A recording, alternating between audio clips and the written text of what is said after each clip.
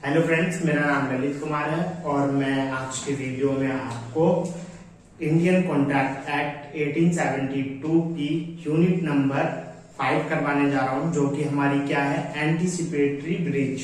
क्या है? एंटीसिपेटरी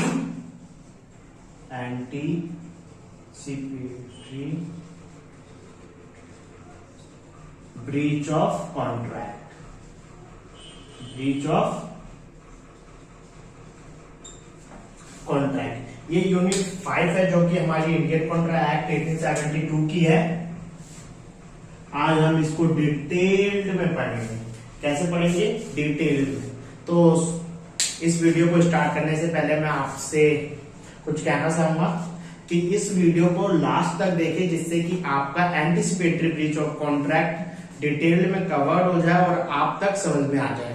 तो इस वीडियो में आप सोच रहे होंगे कि क्या क्या मिलने वाला है आपको। तो इस वीडियो में सबसे पहला डिटेल्ड एक्सप्लेनेशन दूंगा मैं आपको। क्या दूंगा? Detailed explanation. उसके बाद में यहां पे केस स्टडी सोल्व करवाऊंगा और जो लर्न करवाना होगा वो मैं लर्न करवाऊंगा और जो सिर्फ समझना होगा वो मैं आपको बस समझाऊंगा। ठीक है? जो पेपर के पॉइंट ऑफ व्यू से अगर सही रहेगा मैं उसको लर्न भी करवा दूंगा। तो आप चलते हैं, ज्यादा टाइम वेस्ट ना करते हुए अपनी वीडियो को क्या करते हैं, स्टार्ट करते हैं। तो anticipatory breach of contract. Breach का मतलब क्या होता है? ब्रीच का क्या मतलब होता है? ब्रीच का मतलब होता है तोड़ना, तोड़ना। इसको इंग्लिश में हम बोल सकते हैं रेपुडिएट। क्या बोल सकते हैं? रेपुडिएट या तो टर्मिनेट।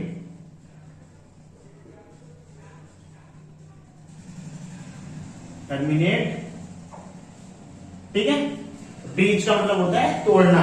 अगर कोई भी पार्टी अपना ब्रीच ऑफ कॉन्ट्रैक्ट, मतलब कोई भी कॉन्ट्रैक्ट अगर कोई भी पार्टी तोड़ती है, वहां पे क्या क्रिएट होता है? ब्रीच ऑफ कॉन्ट्रैक्ट क्रिएट हो जाता है।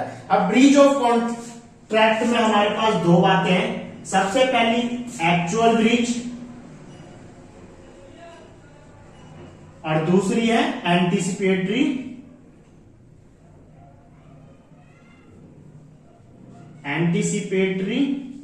ब्रीच। अब एक्चुअल ब्रीच क्या है और एंटीसिपेटरी ब्रीच क्या है, सबसे पहले हम इसको समझ लेते हैं, फिर इसको आगे चलेंगे। तो एंटीसिपेटरी ब्रीच देखते हैं सबसे पहले। तो सबसे पहले मैं आपको एक यहाँ पे एग्जांपल देता हूं। अब यहां पे मान लीजिए ए है और ये बी है। इन दोनों में क्या हो गया? ऑफर दिया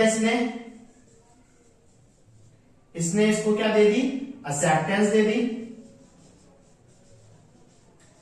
इसने ऑफर दी थी कार की और इसने एक्सेप्टेंस दे दी 10K मान लेते हैं सपोज। ठीक है? इन दोनों के बीच में क्या हो गया? एक कॉन्ट्रैक्ट क्रिएट हो गया। क्या हो गया? एक कॉन्ट्रैक्ट क्रिएट हो गया। लेकिन इस ए ने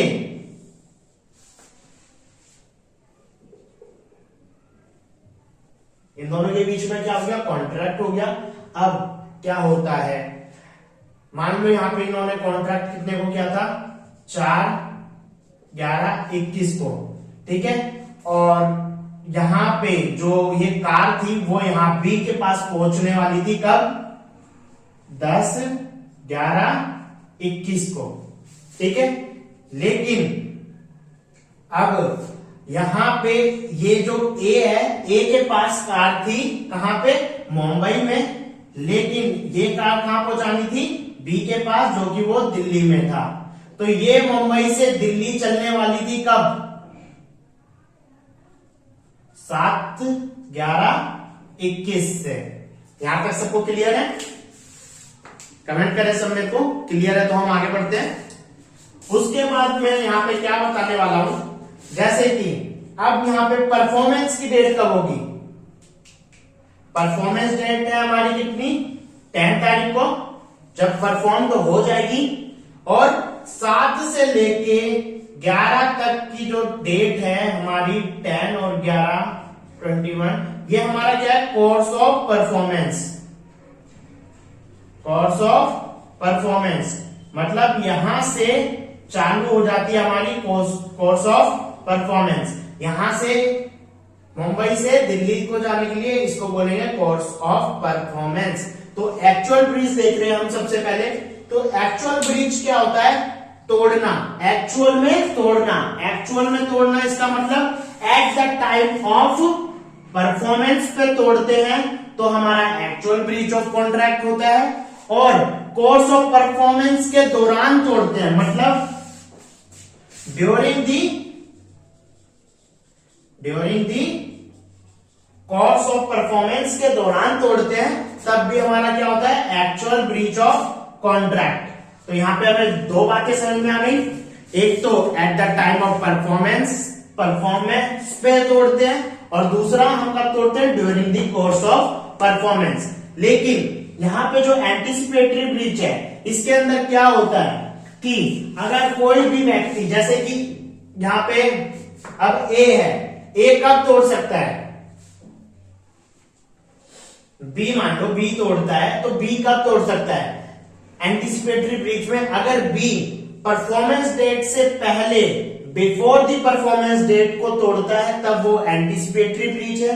या तो during the course of performance के दौरान से पहले तोड़ता है, तो वो हमारा कौन सा ब्रीच होता है? Anticipatory breach.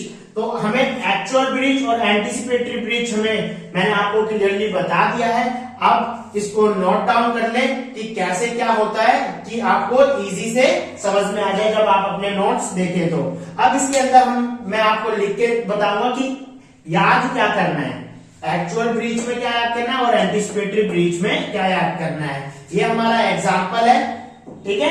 अब मैं इसको रफ कर देता हूं, उसके बाद बताता हूं कि एक्चुअल ब्रीच और एंटीसिपेटरी ब्रीच क्या है।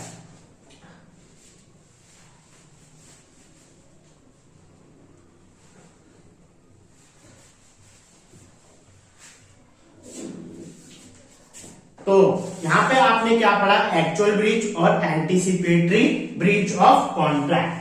तो एक्चुअल ब्रीच और एंटीसिपेटरी ब्रीच मैंने आपको एग्जांपल के थ्रू समझा दिया है, लेकिन अब इसके अंदर दो पॉइंट दोनों के अंदर आते हैं, तो वो कैसे लिखेंगे अब वो देखते हैं। तो एक्चुअल ब्रीच, सबसे पहला पॉइंट इसके अंदर क्या आता है? एक्चुअल ब्रीच कब होता है? At the time of performance. अगर परफॉर्मेंस के दौरान, eight the time of performance, 10 तारीख को ही तोड़ता तो क्या हो जाता है? At the time of performance. उसको क्या बोलेंगे? Actual breach. और दूसरा क्या है? दूसरा है during the course of performance. Performance के दौरान तोड़ता है, तब भी क्या है वो? Actual breach of contract. तो ये दो पॉइंट आपको याद करने हैं। एक्चुअल ब्रीच के अंदर, मेरे पीछे दोहराए सारे, एक्चुअल ब्रीच के अंदर दो पॉइंट याद करने हैं। कौन कौन से? सबसे पहला at the time of performance, दूसरा during the course of performance. ठीक है, at the time of performance, दूसरा during the course of performance. ये हमारा एक्चुअल ब्रीच ऑफ कॉन्ट्रैक्ट होता है। अगर केस स्टडीज आएगी तो उसके अंदर क्या आ सकता है? मान लो ए है और बी है, बी ने eight the time of performance पे क्या कर दिया? ब्रीच ऑफ कॉन्ट्रैक्ट कर दी। तो आपसे ये पूछ लिया जाएगा कि एंटीसिपेटरी ब्रीच है कि एक्चुअल ब्रीच है, तो आप क्या बताएंगे? Actual breach of contract. और उसकी थोड़ी समरी लिख देंगे तो वो हमारा एक्चुअल ब्रीच में फुल नंबर आपको मिल जाएंगे। अब यहां पे देखते हैं एंटीसिपेटरी ब्रीच ऑफ कॉन्ट्रैक्ट। इसके अंदर भी दो पॉइंट आते हैं। सबसे पहला पॉइंट क्या आता है यहां पे? Before eight the time of performance.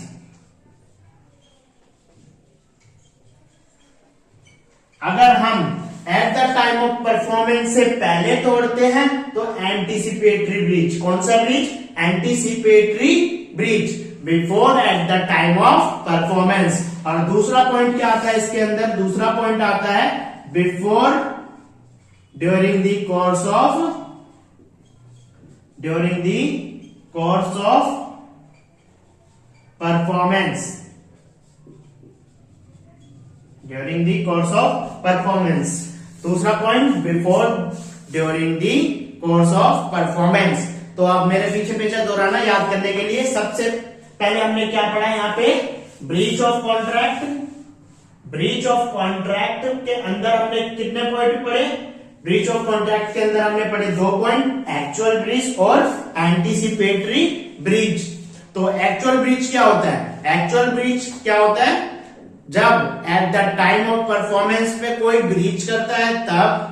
दूसरा, during the course of performance के दौरान करता है तब भी हमारा क्या होता है, एक्चुअल ब्रीच ऑफ कॉन्ट्रैक्ट होता है। और एंटीसिपेटरी ब्रीच ऑफ कॉन्ट्रैक्ट क्या होता है, यहाँ पे एंटीसिपेटरी ब्रीच ऑफ कॉन्ट्रैक्ट होता है कि अगर हम before eight the time of performance से अगर पहले तोड़ते हैं तो वो हमारा एंटीसिपेटरी ब्रीच ऑफ कॉन्ट्रैक्ट हो गया, और before the during the course of performance तब हमारा वो एंटीसिपेटरी ब्रीच ऑफ कॉन्ट्रैक्ट कहलाता है। तो एक्चुअल ब्रीच और एंटीसिपेटरी ब्रीच आपको, मेरे को आई होप सबको आपको समझ में आ गया होगा। आप मेरे को कमेंट करें और मैं इसकी कुछ केस स्टडी अपने डिस्क्रिप्शन बॉक्स पे पीडीएफ फॉर्म में दे दूंगा, आप वहां से इसको करें और मेरे को सेंड करें। मेरा व्हाट्सएप नंबर मैं आपको यहाँ पे लिखवा देता हूं, 9711635088। ठीक है, अब एक्चुअल ब्रीच और एंटीसिपेटरी ब्रीच को नोट डाउन कर लें, फिर उसके बाद हम बढ़ते हैं अपने आगे कॉन्सेप्ट पर।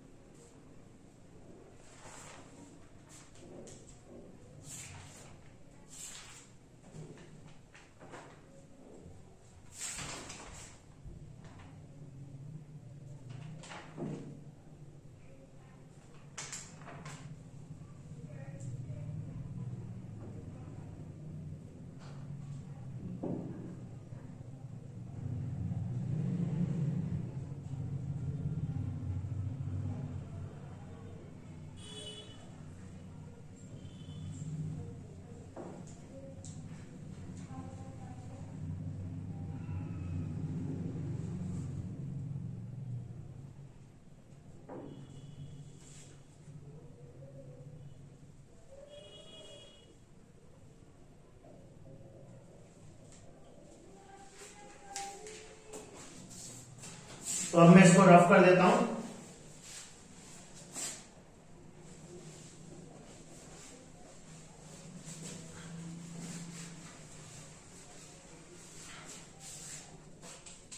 अब यहां पे हम देखेंगे डैमेजेस। क्या देखेंगे, डैमेजेस। तो हमारे कितने टाइप के डैमेजेस हैं, सबसे पहले मैं आपको वो लिखवाऊंगा, फिर याद करवाऊंगा, फिर एग्जाम्पल के थ्रू उसको डिटेल्ड में समझा दूंगा, जिससे कि आपको पूरा कॉन्सेप्ट समझ में आ जाएगा। तो इस वीडियो को लास्ट तक देखना है, ठीक है, जो बीच में छोड़ के जाएगा उसको समझ में नहीं आएगा फिर। अब डैमेजेस हमारे कितने टाइप के होते हैं, सबसे पहले हम लिखते हैं, सबसे पहला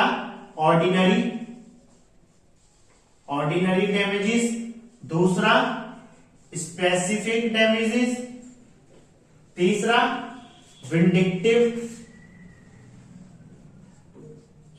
विंडिक्टिव डैमेजेस, फोर्थ आता है हमारा नॉमिनल डैमेजेस, फिफ्थ आता है हमारा डेटरायोरेशन डैमेजेस, और सिक्स्थ आता है हमारा कौन सा, कोई बता सकता है, ordinary damages, specific damages, vindictive damages, nominal damages और डेटरायोरेशन डैमेजेस, और आता है लास्ट हमारा प्री फिक्स्ड डैमेजेस।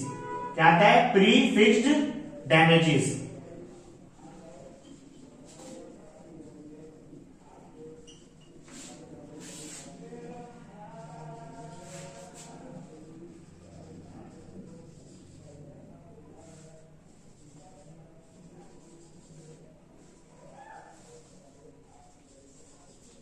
ठीक है, ये 6 प्रकार के डैमेजेस होते हैं हमारे, ठीक है, जो कि ब्रीच ऑफ कॉन्ट्रैक्ट पे अप्लाई होते हैं। कोई भी ब्रीच ऑफ कॉन्ट्रैक्ट करता है तो इन 6 के 6 डैमेजों में से जो अगर रिक्वायर होता है वो हमें मिलता है। तो सबसे पहले हमें क्या याद करना है, कितने टाइप के डैमेजेस होते हैं, 6 टाइप के डैमेजेस होते हैं। सबसे पहला ऑर्डिनरी, स्पेसिफिक, विंडिक्टिव, डेटरायोरेशन, नॉमिनल और प्रीफिक्स्ड डैमेजेस।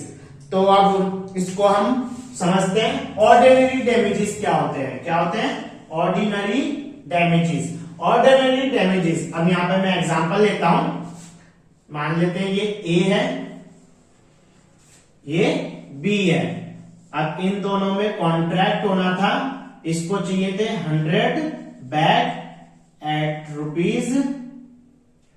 रुपीज कितने पे ले लेते हैं 100 पर, ठीक है। और इसने इसको एक्सेप्टेंस यहां से सप्लाई होने थे कितने 100 बैग इतने पे में, और बी के पास जाने, बी से क्या जाने थे अमाउंट जाना था, ठीक है, अमाउंट जाना था।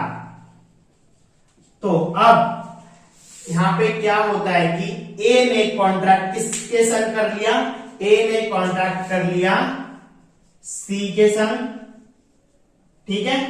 बी से क्या कर दिया उसने ब्रीच ऑफ कॉन्ट्रैक्ट, और सी के संग कॉन्ट्रैक्ट कर लिया 100 बैग, उसको कितने में दे रहा है वो एट 105 रुपए पर, ठीक है। जब उसने ब्रीच ऑफ कॉन्ट्रैक्ट किया तो बी के पास क्या राइट है, क्या डैमेजेस वो ए से ले सकता है। जब वो बी किसी और से कॉन्ट्रैक्ट करता है, मान लो बी गया डी के पास और वो डी से कॉन्ट्रैक्ट कर रहा है, और उसकी मार्केट रेट, उस बैग का मार्केट रेट उस टाइम पे 150 रुपीज होता है, तो उसको कितने का लॉस हो जाएगा, उसको लॉस हो जाएगा 50 रुपीज का, 50 रुपीज का वो लॉस हो जाएगा।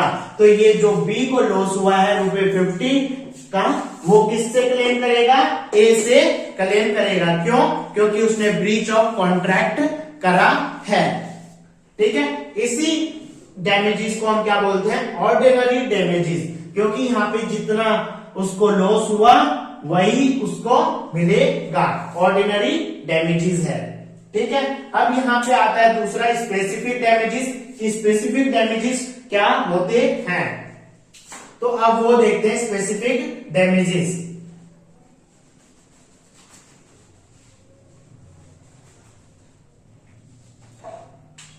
दूसरा क्या हमारा स्पेसिफिक डैमेजेस। एक ही तरफ से क्या जाने थे 100 बैग जाने थे 100 रुपए के, पर बी के पास क्या जाना था अमाउंट जाना था, ठीक है। लेकिन बी ने स्पेशल ए को बता रखा था कि मैंने कॉन्ट्रैक्ट किससे कर रखा है, सी से कर रखा है, और मुझे वो बैग 100 बैग सी के पास पहुंचाने एट कितने रुपए में 150 रुपीज में, ठीक है। 150 रुपीज में कहां पहुंचाने थे, सी के पास पहुंचाने थे। लेकिन ए ने क्या कर दिया, ब्रीच ऑफ कॉन्ट्रैक्ट कर दिया, मतलब कॉन्ट्रैक्ट को तोड़ दिया, ठीक है। अब जो ये 100 बैग है उसकी मार्केट रेट थी 120 रुपीज, मार्केट रेट कितना था 120 रुपीज, ठीक है, 120 रुपीज। और बी ने ए को बता रखा था कि मेरा जो कॉन्ट्रैक्ट हो रखा है सी से, तुम मुझे एट द टाइम क्या कर देना 100 बैग 150 रुपीज में सप्लाई कर दे, 100 में सप्लाई कर देना, क्योंकि मेरा कॉन्ट्रैक्ट सी से हो रखा है 150 रुपीज में, ठीक है। उस बी ने ए को अगर बता देता है तो वो हमारा स्पेशल डैमेजेस होता है। अब स्पेशल डैमेजेस कैसे कैलकुलेट करेंगे, अब वो देखते हैं। जब ए ने कॉन्ट्रैक्ट तोड़ा तो बी मार्केट रेट क्या थी, बैग की 120 रुपीज पर, ठीक है। तो ये 20 रुपए का जो अमाउंट इसको लॉस होता है, 20 रुपए का जो अमाउंट इसको लॉस होता है वो क्या हो गया ऑर्डिनरी डैमेजेस, क्या हो गया ऑर्डिनरी डैमेजेस। और यहां पे बी ने किसको ए को बता रखा था, तो यहां पे कितने का लॉस हुआ 30 रुपीज का, जो कि हमारा क्या है स्पेसिफिक ₹30 का जो डैमेज हुआ है वो हमारा स्पेसिफिक डैमेजेस है जो उसने बता रखा था। किसको बता रखा था? ए को। अगर नहीं बताता सिर्फ वो ऑर्डिनरी क्लेम के लिए डैमेजेस क्लेम कर सकता है। अगर उसने स्पेसिफाई बता रखा था बी ने ए को, तब वो स्पेसिफिक डैमेजेस भी क्लेम कर सकता है। ये हमारा ऑर्डिनरी डैमेजेस और स्पेसिफिक डैमेजेस ये कंप्लीट हो गया। इससे एक केस स्टडी आती ही आती है जो कि बहुत इंपॉर्टेंट होती है। सेम ऐसे ही रहेगा, आपको ऐसे ही एक्सप्लेन करना होगा पूरे फैक्ट लिख के। उसके बाद विंडिक्टिव डैमेजेस। विंडिक्टिव डैमेजेस क्या होते हैं वो देखते हैं। विंडिक्टिव डैमेजेस वो डैमेजेस होते हैं जो इमोशन पे आते हैं। क्या आते हैं? इमोशन पे।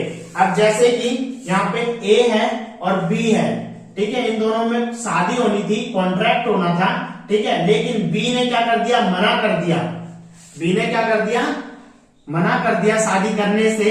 तो ए पे क्या राइट है? इसने ब्रीच ऑफ कॉन्ट्रैक्ट कर दिया, लेकिन ए के इमोशन पे क्या हुआ? खिलवाड़ हुआ, तो वो डैमेजेस रिक्वायर्ड नहीं होता। जनरली उस टाइम पे डैमेजेस रिक्वायर्ड नहीं होता। क्यों? क्योंकि उसके इमोशन के साथ खिलवाड़ हुआ है। तो उसको क्या चाहिए होगा क्लेम के बदले में? या तो वो बी से शादी ही होए, या तो कभी कभार वो डैमेजेस भी रिक्वायर ले सकता है। ए के पास ऑप्शन है, या तो वो डैमेजेस ले ले या तो बी के संग शादी कर ले। ये हमारा विंडिक्टिव डैमेजेस होता है। नॉमिनल डैमेजेस क्या होता है? सिर्फ नाम के लिए। किसके लिए? नाम के लिए डैमेजेस होता है ये। जैसे कि आपके बीच और मेरे बीच में कॉन्ट्रैक्ट हुआ, मेरे को आपने ब्रीच ऑफ कॉन्ट्रैक्ट कर दिया, मेरे को पता है कि मेरे को कुछ मिलना नहीं है, लेकिन मैंने तब भी कॉन्ट्रैक्ट किया, केस किया कि मेरे को कुछ ना कुछ मिल जाए, तो वो होता है नॉमिनल डैमेजेस। सिर्फ नाम के लिए डैमेजेस होता है कि कुछ ना कुछ हमें मिल जाए। डेटराइजेशन डैमेजेस। डेटराइजेशन डैमेजेस हमारा क्या क्या डैमेजेस होते हैं? जैसे ए है और ये बी है, इन दोनों के बीच में क्या हुआ? कॉन्ट्रैक्ट हुआ कि कश्मीर के जो फल थे, एप्पल, वो दिल्ली में आएंगे, ठीक है, बी ने मंगवा रखे थे और इसको अमाउंट देना था, लेकिन कुछ डिले के कारण वो कश्मीरी एप्पल क्या हो गए? सड़ने लगे, ठीक है, और उसको क्या हो गया? बी को डैमेजेस हो गया। इस टाइम पे इस कश्मीर एप्पल के कीमत थी ₹100, यहां दिल्ली तक पहुंचने के लिए, ठीक है, वो क्या हो गया? डेटराइजेशन, मतलब डिले के कारण वो लेट हो गए, तो उसकी कीमत क्या होगी? अब ₹70 हो गई। तो ये डैमेजेस क्या होते हैं? डेटराइजेशन डैमेजेस होते हैं। Prefix damages. प्रीफिक्स डैमेजेस क्या होते हैं वो देखते हैं हम। प्रीफिक्स डैमेजेस में हमें क्या होता है कि पहले से ही हम डैमेजेस को क्या कर लेते हैं? फिक्स्ड कर लेते हैं।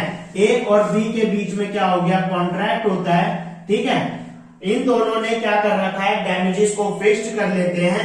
जैसे कि अगर डैमेजेस हमारे मान लेते हैं, इन दोनों ने फिक्स कर लिया कि कुछ भी लॉस हुआ तो हम 1000 का देंगे, डैमेजेस के रूप में क्लेम करेंगे।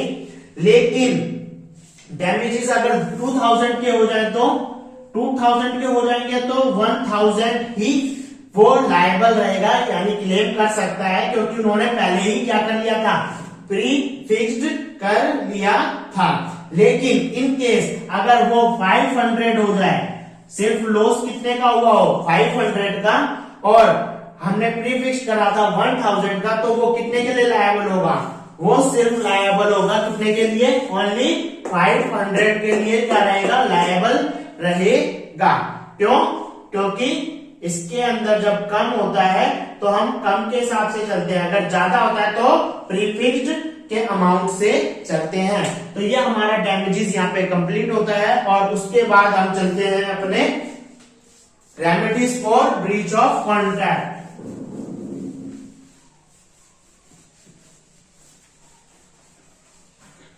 इस पे आ गए अब हम remedies for breach of contract. Remedies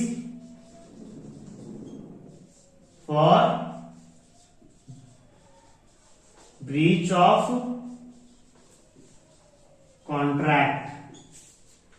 क्या क्या रेमेडीज है हमारे ब्रीच ऑफ कॉन्ट्रैक्ट के पास? तो सबसे पहला रेमेडी क्या है हमारे पास, रेसेशन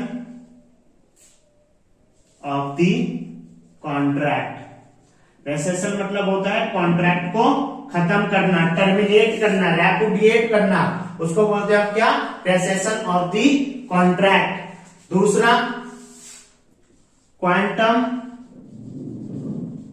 मैरियोट। क्वांटम मैरियोट क्या होता है यहाँ पे, क्वांटम मैरियोट वो होता है जैसे कि ए और बी ने, अब ए ने उसका बी का घर बना रहा था, उसने कई बिल्डिंग बना दी उसकी, और उसके बाद क्या बोलता है कि बी बोलता है कि मेरे पास पैसे नहीं है, ये नहीं है, लेकिन जहां तक ए ने अपना बना दिया था, जहां तक उसके पैसे लग गए थे, वहां तक उसको क्या मिल जाएगा, रेमेडी मिल जाएगा ब्रीच ऑफ कॉन्ट्रैक्ट होने के बाद। ठीक है, फिर तीसरा आता है suit for injunction. Suit for injunction, इसके अंदर क्या होता है, मान लेते हैं सलमान खान है, ठीक है, उसने दीपिका को क्या करा, अपॉइंट कर रखा है कि आप इस फिल्म के लिए, उसको क्या कर रखा है, अपॉइंट कर रखा है कि आप 2 साल के लिए किसी और के साथ कॉन्ट्रैक्ट नहीं कर सकते, 2 साल के लिए किसी और के साथ कॉन्ट्रैक्ट नहीं कर सकते। लेकिन दीपिका ने कॉन्ट्रैक्ट कर लिया किसके संग,